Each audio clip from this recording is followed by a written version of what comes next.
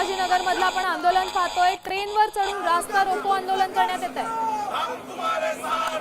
Railway रुळांवर उतरून पटऱ्यांवर उतरून हे आंदोलन करण्यात आलंय।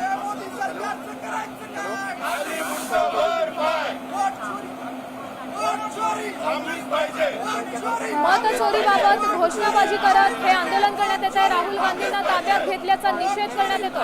छत्रपती संभाजीनगर मधील ही दृश्य आहेत। या संदर्भात अधिकची माहिती देत आहेत आपले प्रतिनिधी माधव सावरगावे। माधव, काय सांगाल?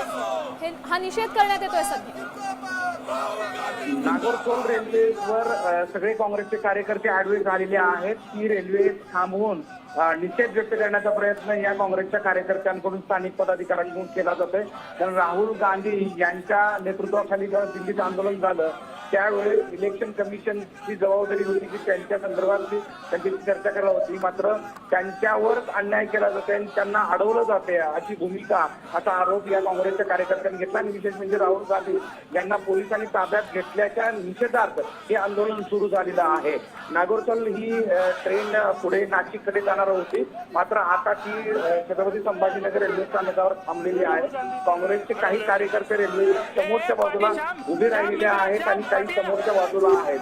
त्यामुळे ही रेल्वे आता पुढे जाणार की नाही हे सांगणं सध्या तरी कठीण झालेलं आहे। पोलिसांनी या आंदोलनाला परवानगी नाकारली आहे, तरी काँग्रेसच्या कार्यकर्त्यांनी रेल्वे स्टेशन मध्ये घुसून हे आंदोलन सुरू केलेलं आहे। आता या आंदोलनाला सुरुवात झाली, मात्र तिथले रेल्वेचे पोलीस या सगळ्यांना बाजूला हटवण्यासाठीचा प्रयत्न करत आहेत, कारण रेल्वे काही वेळानंतर पुढे जाऊ शकते।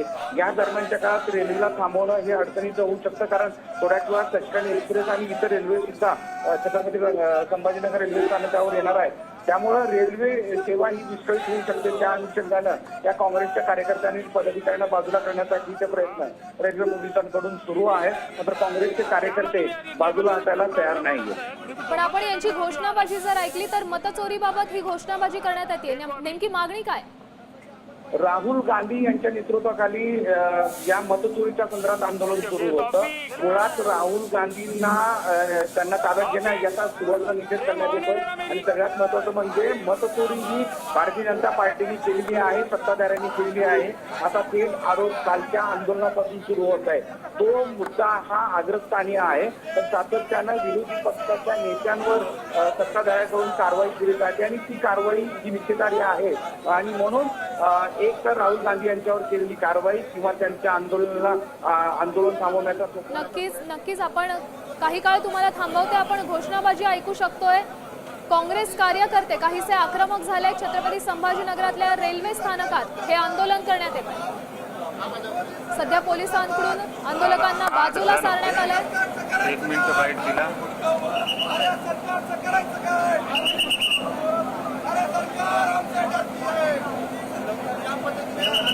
जी रेल्वे आंदोलकांकडून रोखण्यात आली होती, पोलीस कर्मचाऱ्यांनी आंदोलकांना बाजूला सारलंय आणि रेल्वेसाठी मार्ग मोकळा करण्यात आलाय।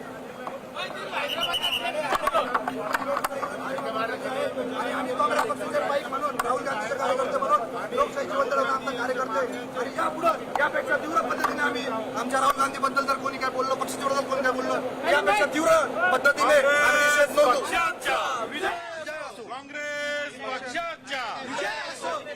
आमच्या मागण्या हेच आहे की निवडणूक आयोग हे स्वायत्त संस्था आहे, त्यांनी मोदी सरकारच्या प्रेशरमध्ये येऊन कोणत्याही पद्धतीने सरकारला मदत करू नये।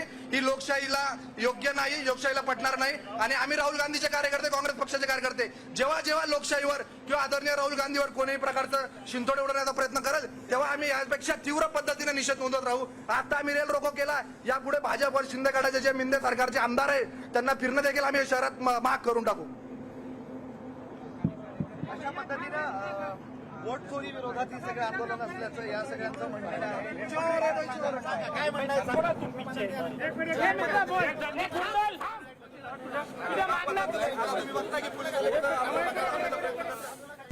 आता isakal.com आहे देशातील नंबर 1 ची मराठी न्यूज वेबसाईट। प्रत्येक अपडेटसाठी isakal.com ला नक्की भेट द्या।